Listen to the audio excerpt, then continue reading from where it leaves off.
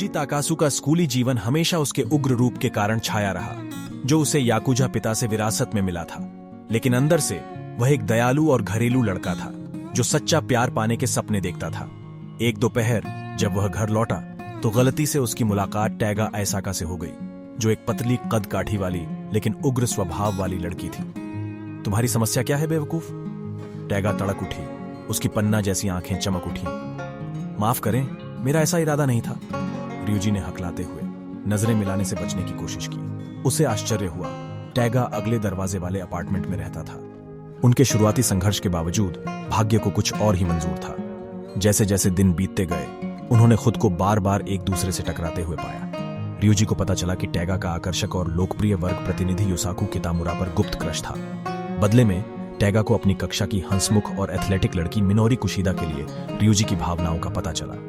जैसे ही उन्होंने अपनी रोमांटिक आकांक्षाएं साझा की, एक असामान्य दोस्ती पनप गई। ryuji टैगा की विश्वास पात्र बन गई और उसके प्यार की खोज में हाथ बंटाने के लिए हमेशा तैयार रहती थी। ताइगा ने अपने सख्त बाहरी स्वरूप के बावजूद ryuji के चारों ओर एक कमजोर पक्ष दिखाया और अपनी भावनाओं के साथ उस पर भरोसा किया। उनके प्यार और हंसी की यात्रा अभी शुरू हुई थी और उन्हें इस बात का अंदाजा नहीं था कि यह दुर्भाग्यपूर्ण मुठभेड़ प्रफुल्लित करने वाली गलतफहमियों, दिल को छू लेने वाले क्षणों और एक ऐसे बंधन की ओर ले जाएगी जो उनके जीवन को हमेशा के लिए बदल देगा। ryuji ताकासु और टैगा ऐसाका एक मिशन पर थे। ऑपरेशन मैचमेकिंग पूरे जोरों पर था। ryuji ताइगा को उसके क्रश युसाकु कितामुरा के सामने अपनी भावनाओं को कबूल करने में मदद करना चाहती थी, जबकि ताइगा ryuji को एक ऐसा बदलाव देने के लिए दृढ़ थी जो मिनोरी कुशिदा को उसके पैरों से गिरा देगा। उन्होंने अपनी योजनाओं की बेरुखी पर हंसते हुए योजनाएं बनाने और रणनीति बनाने में घंटों बिताए। ryuji ने टैगा के लिए एक हार्दिक प्रेम पत्र लिखा और बदले में उसने उसके लिए एक काव्यात्मक स्वीकारोक्ति लिखी। दोनों ने अत्यंत गोपनीयता के साथ सील किए गए अपने नोट्स का आदान प्रदान किया। उनके भव्य प्रदर्शन का दिन आ गया। अपनी रगों में जोश भरते हुए वे युसाकु और मिनोरी से अलग अलग संपर्क करने लगे और अपने हार्दिक संदेश देने के लिए सही समय ढूंढने की कोशिश करने लगे। हालांकि चीजें योजना के अनुसार सुचारू रूप से नहीं चल पाईं। टैगा, आमतौर पर उग्र और आत्मविश्वासी, अपने शब्दों पर लड़खड़ा गई।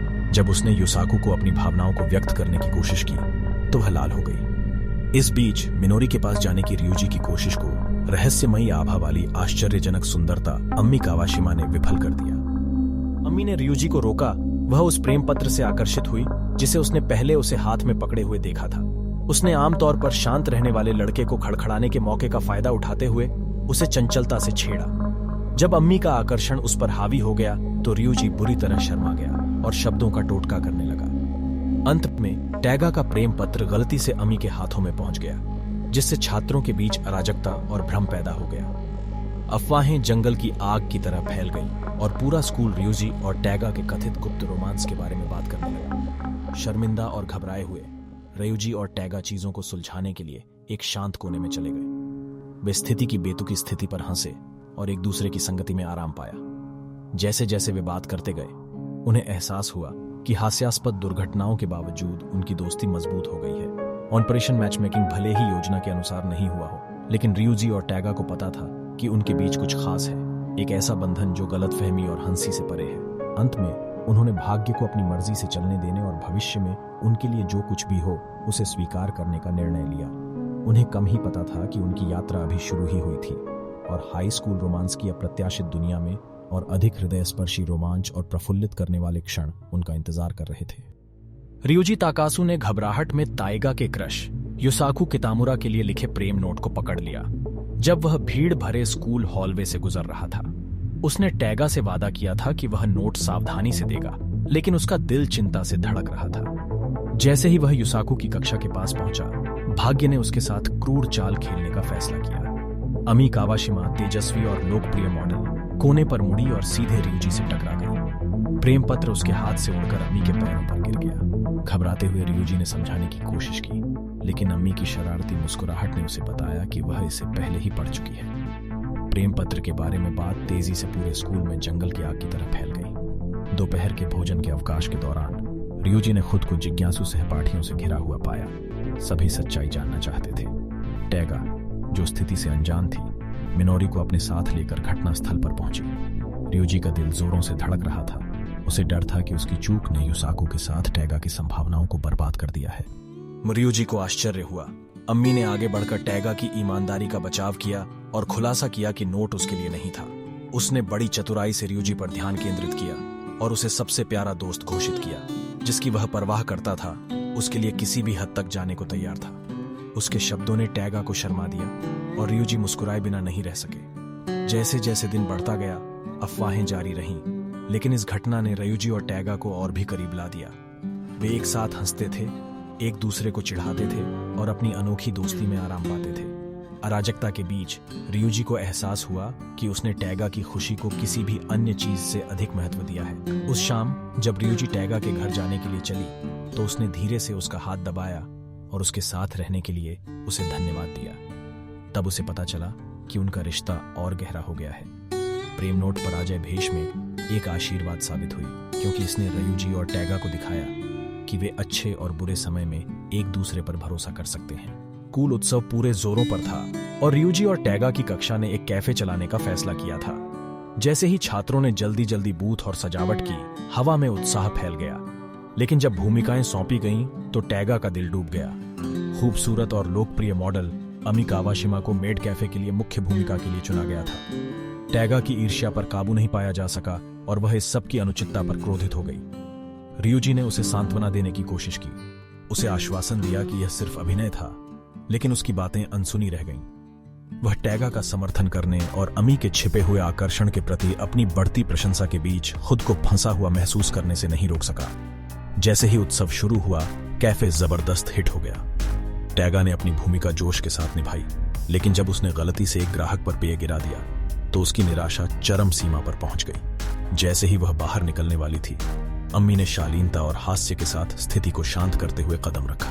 टैगा स्तब्ध रह गई, क्योंकि उसने वास्तविक अमी को देखा, न कि उस आदर्श रूप को जिसे उसने धारण किया था। एक शांत क्षण में अमी ने ध्यान का केंद्र होने के साथ अपने संघर्षों के बारे में रियूजी को कबूल किया।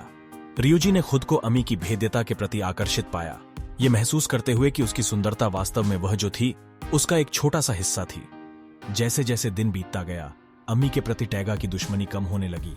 उसकी जगह उसकी ताकत और दयालुता की प्रशंसा ने ले ली। घटनाओं के एक अप्रत्याशित मोड़ में टैगा और अम्मी ने खुद को साझा अनुभवों के साथ जुड़ते हुए और एक नई दोस्ती बनाते हुए पाया।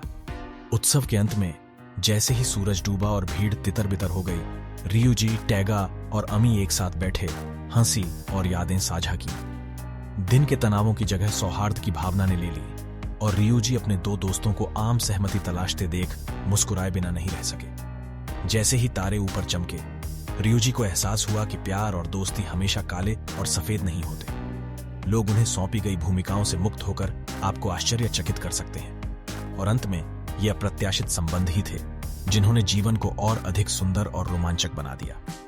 मनमोहक स्की रिजॉर्ट की स्कूल यात्रा अंततः यहां थी। जैसे ही छात्र बस में चढ़े तो माहौल में उत्साह भर गया, लेकिन रियूजी और टैगा के लिए इसका मतलब कुछ और था। बर्फीले परिदृश्य ने गहरे संबंध की ओर उनकी यात्रा के लिए एकदम सही पृष्ठभूमि प्रदान की। जैसे ही वे ढलान पर पहुंचे, टैगा की शुरुआती अनाड़ीपन देखने लायक थी, लेकिन रियूजी ने धैर्यपूर्वक उसे अपना संतुलन बनाने में मदद की। उनके चारों ओर हंसी गूंज रही थी और हर गुजरते पल के साथ उनका सौहार्द बढ़ता जा रहा था। देर दोपहर में सूरज क्षितिज के नीचे डूब गया, जिससे बर्फ से ढके पहाड़ों पर सुनहरा रंग छा गया। रोमांच महसूस करते हुए रियूजी ने सुझाव दिया कि वे सबसे ऊंची चोटी पर स्की लिफ्ट लें। जैसे जैसे वे ऊपर चढ़े, दृश्य मनमोहक हो गया और टैगा की विस्मयकारी हांफने से रियूजी का दिल गर्म हो गया। तभी हवा के एक अप्रत्याशित झोंके ने स्की लिफ्ट को झटका दिया, जिससे वह अचानक रुक गई। टैगा की आंखों में घबराहट झलक रही थी, लेकिन रियूजी ने आश्वस्त होकर उसका हाथ पकड़ लिया। शांत शांति में उन्हें एक दूसरे की संगति में सांत्वना मिली। तेज स्की लिफ्ट की मरम्मत में अपेक्षा से अधिक समय लगने के कारण सर्दियों की रात की ठंडक उनकी जैकेटों के माध्यम से रिसने लगी।